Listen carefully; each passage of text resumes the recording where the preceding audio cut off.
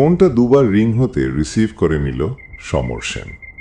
ওদিক থেকে পরিষ্কার মিষ্টি পুরুষ কণ্ঠ এলো। হ্যালো স্যার, আমি কি আপনার সঙ্গে 5 মিনিট কথা বলতে পারি? আপনি কে? আপনাকে তো আমি চিনি না। আপনার নাম কি? স্যার, আমি বিবেক বলছিলাম। বিবেক? আমি তো কোনো বিবেককে চিনি বলে মনে পড়ছে না। না স্যার, আপনি আমাকে চিনবেন না। আসলে আজকে আমি আপনাকে একটা বিশেষ দরকারে ফোন করেছি। দেখুন, আমি এখন একটু ব্যস্ত আছি। আহা, বিরক্ত হলেন নাকি স্যার? আমি বেশিক্ষণ কথা বলবো না স্যার, 5টা মিনিট একটু শুনে নিন। দেখুন, রাত হয়েছে, এখন আমার ঘুমের সময়। স্যার, কথাগুলো জরুরি। সমর এবার বিরক্ত হয়ে মনে মনে বলল, এই রাতের ফোনগুলো সাধারণত যত উজবুক লোকজন করে থাকে। এই লোকটা বলছে যে কথাগুলো নাকি জরুরি, কিন্তু আমি নিশ্চিত লোকটা কিছু ফালতু কথা বলবে। আচ্ছা, লোকটা কি আদৌ জানে কাকে ফোন করেছে? রং নাম্বার নয় তো? কথাটা মনে হতেই সমর জিজ্ঞেস করল, আচ্ছা, আপনি কার সঙ্গে কথা বলতে চাইছেন বলুন তো? আমি তো আপনার সঙ্গেই কথা বলতে চাই স্যার। আপনি আমাকে চেনেন? বিলক্ষণ চিনি স্যার। কে বলুন তো? আমি? কেন?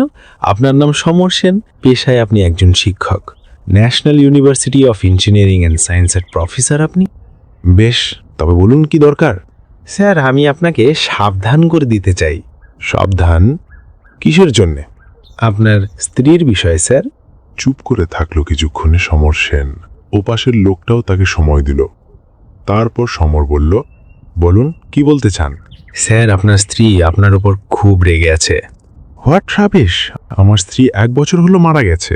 স্যার, রাগ, ক্ষোভ, দুঃখ, হিংসা এগুলো সবসময় মৃত্যুতেই শেষ হয়ে যায় না। কি বলতে চাইছেন আপনি?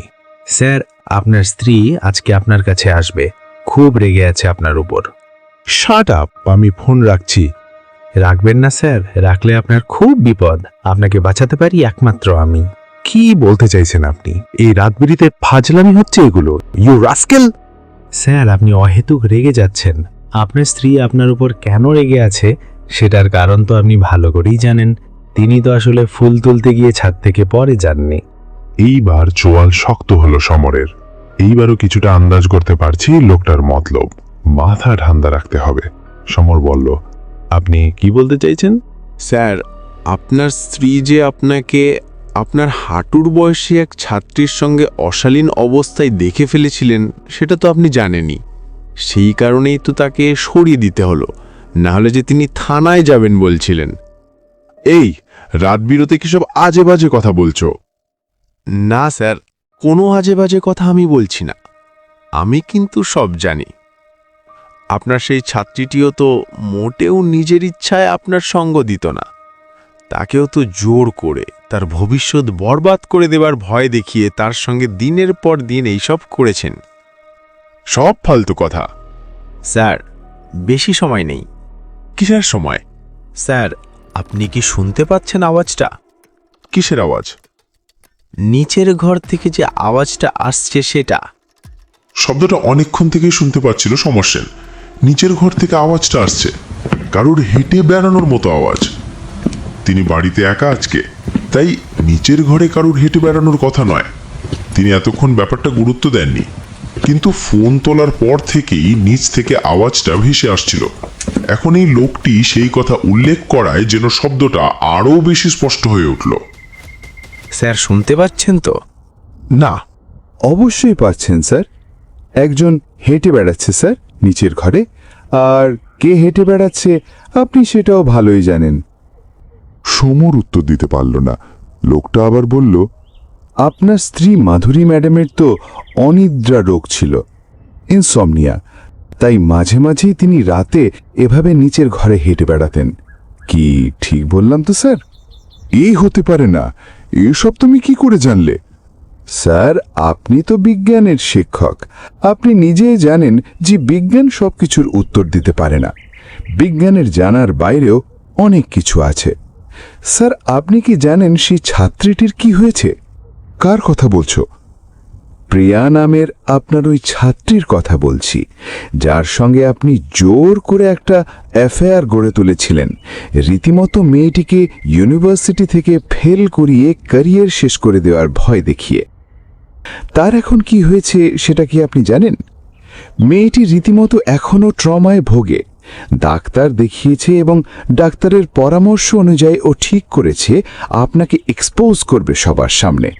আজকেই সোশ্যাল মিডিয়াতে মেয়েটি আপনার নাম না করি হুমকি দিয়েছে, নিশ্চয়ই দেখেছেন সেটা।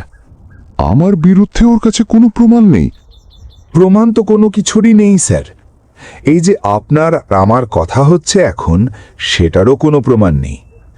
কিন্তু স্যার, মেয়েটা এতদিন বাদে কিন্তু সাহস পেয়েছে। হাতি কাদায় পড়লেই ইঁদুররাও লাথি মারে, তাই এখন প্রিয়াও পরিস্থিতির সুযোগ নিচ্ছে। হ্যাঁ, তা বটে। আগের সপ্তাহে অনির্বাণ আপনার নামটা সুইসাইড নোটে লিখে দিয়ে না গেলে হয়তো সত্যিই প্রিয়ার সাহস হতো না। কিন্তু স্যার, অনির্বাণকে আপনি ওর পিএইচডির কাজ নিয়ে গত 6 বছর ধরে কেন অকারণ হ্যারাস করে চলেছিলেন? গত বছর থেকে ছেলেটার স্কলারশিপও বন্ধ হয়ে গেছে। সব কাজ হয়ে যাওয়া সত্ত্বেও আপনি ওকে আটকে রেখেছিলেন ডিগ্রি না দিয়ে। তাই তো শেষমেশ বেচারা ছেলেটা ল্যাবের থেকে 1 বোতল অ্যাসিড এনে নিজের গলায় ঢেলে দিল। এইটুকু চাপ না নিতে পারলে এরা রিসার্চে আসে কেন? ওর যথেষ্ট কাজ হয়নি, তাই ওকে পিএইচডি ভিনি। আপনি মিথ্যে বলছেন স্যার। আসলে আপনি এভাবে মানুষদের যন্ত্রণা দিয়ে মজা পান। আপনি প্রিয়াকে কেন জোর করে নিজের সঙ্গে সম্পর্কে জড়িয়েছিলেন জানেন তো? কেন? নিজের দুর্বলতা ঢাকতে। স্ত্রীকে সুখী করতে পারেননি কোনো দিক থেকেই, তাই একটি অল্প বয়সী মেয়েকে অত্যাচার করে নিজের কাছেই নিজের দুর্বলতা অস্বীকার করতে চেয়েছেন। আমি কি ভুল বলেছি স্যার? কিছু উত্তর দিল না সমর। ওপাশ থেকে লোকটা আবার বলল, স্যার, আপনি কি বুঝতে পারছেন যে আপনি আসলে একজন ভীষণ অসুস্থ প্রকৃতির একটি লোক? স্যার, আপনি কি শুনতে পাচ্ছেন যে আপনার স্ত্রী উঠে আসছে আপনার ঘরের দিকে? স্যার, স্যার শুনছেন? এগুলো সব আমার মনের ভুল। আমি ফোন রাখছি। ফোন রাখবেন না স্যার, রাখতে পারবেনও না। কারণ ফোন কেটে দেওয়ার হলে আপনি অনেকক্ষণ আগেই আমার ফোন কেটে দিতেন। সেটা এখনো আপনি করেননি যখন, তখন আর পারবেন বলেও মনে হয় না। পায়ের শব্দ ঠিক সমরের দোতলার এই বেডরুমের বন্ধ দরজার সামনে এসে থামল। সমরের কপালে ঘামের বিন্দু জমেছে। এয়ার কন্ডিশন রুমেও তার গরম লাগছে। প্রায় হাফ বোতল বিলিতি মদ সে ডিনারের পর থেকে শেষ করেছে, কিন্তু তবুও এখন গলা শুকিয়ে গেছে। স্যার, আপনি শুনছেন তো? ওপাশ থেকে আবার গলা ভেসে আসতেই সমর বলে উঠল, কি চাও তুমি? তুমি কি আমায় ব্ল্যাকমেল করতে চাও? ওদিক থেকে মৃদু হাসির আওয়াজ এলো। একটা ব্যঙ্গাত্মক হাসি হেসে বলল, না স্যার, আমি আপনাকে বাঁচাতে চাই।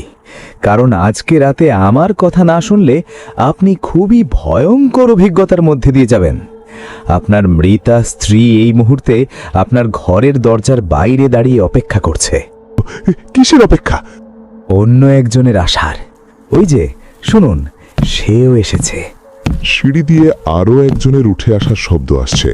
সমরের কেন যেন মনে হলো এটা পুরুষের পায়ের শব্দ। সেটাও আস্তে আস্তে উঠে দরজার বাইরে এসে থামল। ফোনের লোকটাও যেন এতক্ষণ চুপ করে সেই আওয়াজটা শুনছিল। শব্দটা থামতেই আবার বলল, স্যার, আপনি নিশ্চয়ই বুঝতে পারছেন এবার এটা কে এলো। গলা শুকিয়ে কাঠ হয়ে গেছে সমর সেনের। অনির্বাণ। হ্যাঁ হ্যাঁ স্যার, ঠিক। স্যার, আপনার কি গলা শুকিয়ে গেছে? টেবিলের পাশেই তো এখনো গ্লাসে কিছুটা হুইস্কি রাখা আছে, সেটা খেয়ে নিন। সমর ফোনের লোকটির কথা মতো গ্লাসের তলানিতে থাকা কিছুটা পানীয় গলায় ঢালল। সে বিছানায় বসে আছে সাইড টেবিলের সামনে, কানে ফোন, দরজার দিকে পিছন ফিরে বসে আছে। স্যার, এখন একটু ঠিক লাগছে? এবার একটু মাথা ঠান্ডা করুন। আমার কথা মতো চললে আপনি আজকে একটা ভয়ঙ্কর অভিজ্ঞতার হাত থেকে বেঁচে যাবেন। এরপর যাই হোক না কেন, দয়া করে পেছনে ফিরে তাকাবেন না। পেছনে? পেছনে কি আছে? ঠিক সেই মুহূর্তেই ওর ঘরের দরজাটা ধীরে ধীরে খুলে গেল। পেছন না ফিরেই সেটা খুলে যাওয়ার একটা মৃদু ক্যাচ জাতীয় আওয়াজ পেল। ফোনের ওপাশ থেকে আবার কথা ভেসে এলো, স্যার, আপনি কি টের পাচ্ছেন যে আপনি ঘরে আর একা নন? সমর ঠিকই টের পেল যে সে এখন আর ঘরে একা নয়। দুটো অপার্থিব কিছু, অতি ভয়ঙ্কর কিছু তার পেছনের দরজা নিয়ে প্রবেশ করেছে। তাদের দৃষ্টি নিজের ঘাড়ে অনুভব করতে পারছে সমর। সেই দুজনের দৃষ্টির সঙ্গে মিশে থাকা তীব্র ঘৃণা আর আক্রোশ অনুভব করতে পারছে সমর সেন। তার ঘাড়ের চুল খাড়া হয়ে গেছে। স্যার, আপনি কি গন্ধটা পাচ্ছেন? কিসের গন্ধ নিশ্চয়ই বুঝতে পারছেন। হ্যাঁ, গন্ধটা এবার পাচ্ছে সমর সেন। গন্ধটা তার চেনা। বিজ্ঞানের ভাষায় এই গন্ধকে বলা হয় র্যানসেড বা পাঞ্জেন্ট ওডার। অ্যাসিডের নাকে জ্বালা ধরানো গন্ধ, সঙ্গে মিশেছে চামড়া ঝলসে যাওয়ার গন্ধ।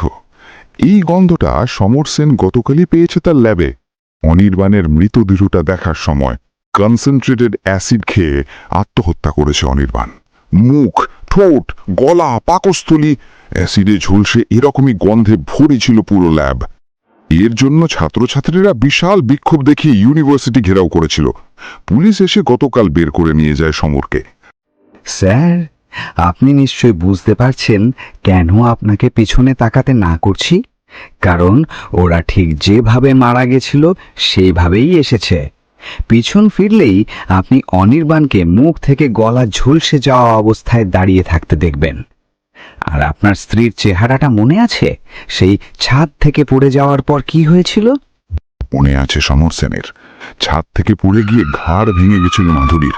পাশের বাড়ি ভেঙে ফ্ল্যাটের কাজ চলছিল সেই সময়, তাই কিছু ভাঙা কংক্রিটের সঙ্গে পুরনো জং ধরা লোহার রডও পড়েছিল মাটিতে।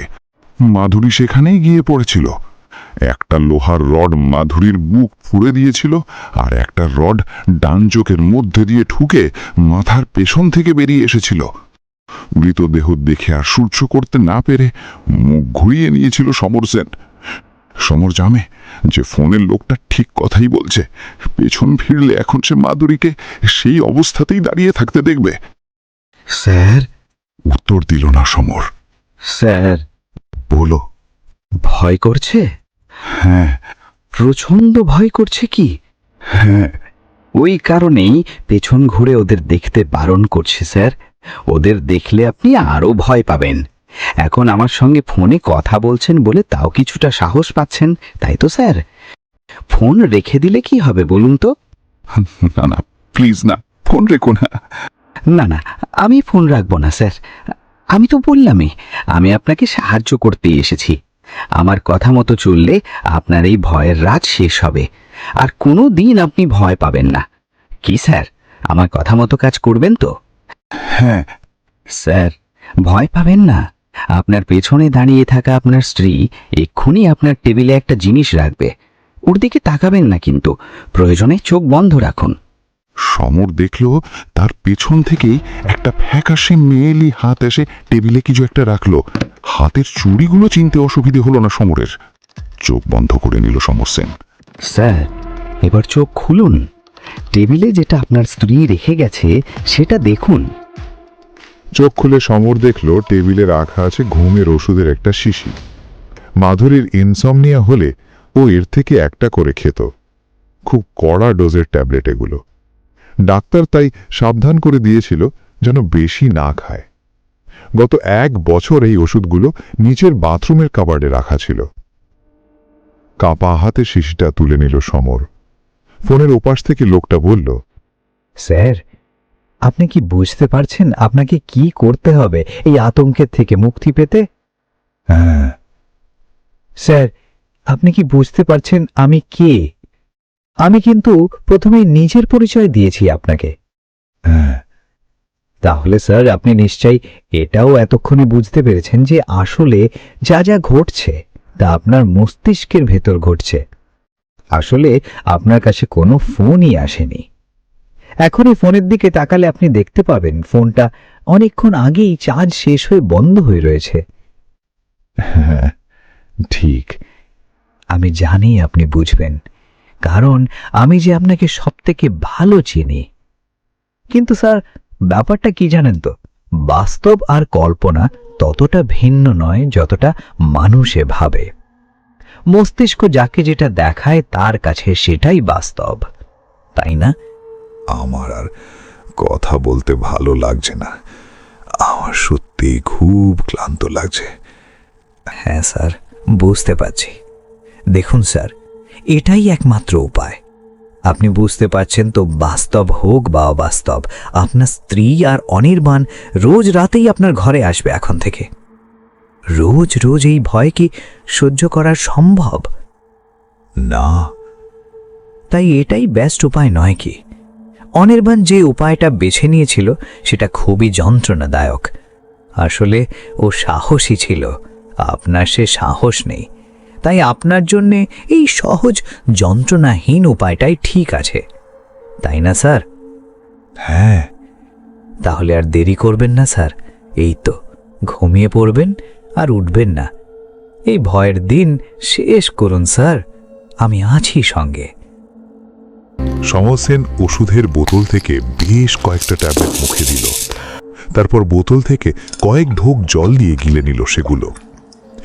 কিছুক্ষণ যেতেই টের পেল স্নায়ুর উত্তেজনা কমে আসছে, চোখে শান্তির ঘুম নেমে আসছে। মাধুরী, অনির্বাণ, প্রিয়া আরও অনেকের মুখ মিলিয়ে যাচ্ছে ধীরে ধীরে সমরের স্মৃতি থেকে। চোখ ভারী হয়ে আসছে। পরদিন সকালবেলায় প্রতিবেশীরা ঘরে এসে দেখে সমর চেয়ারে মৃত অবস্থায় বসে আছে।